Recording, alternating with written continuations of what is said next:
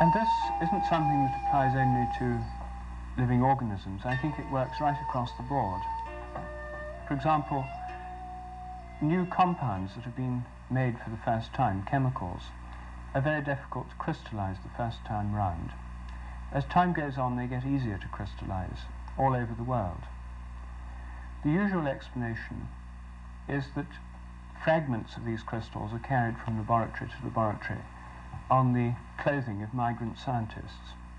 Or, if that won't work, that they're wafted around the world in the air as microscopic particles of dust.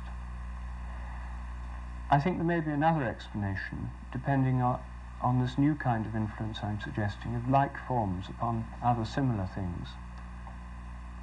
This is a process that I call morphic resonance.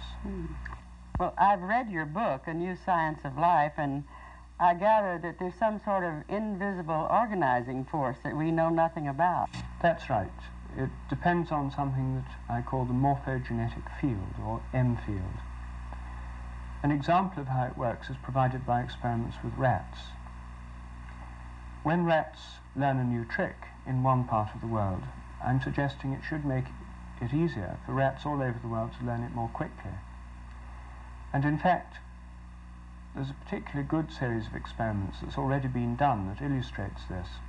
Rats were trained to do a specific thing, escape from a water maze, in fact, in the United States.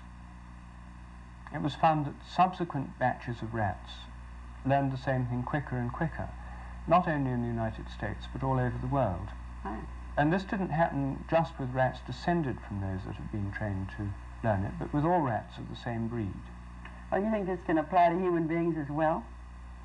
Well, I think it may, yes. Indeed, if this theory is correct, it should. It means that if people learn to do something new, that the more people that learn it, the easier it should be for other people all over the world to learn it.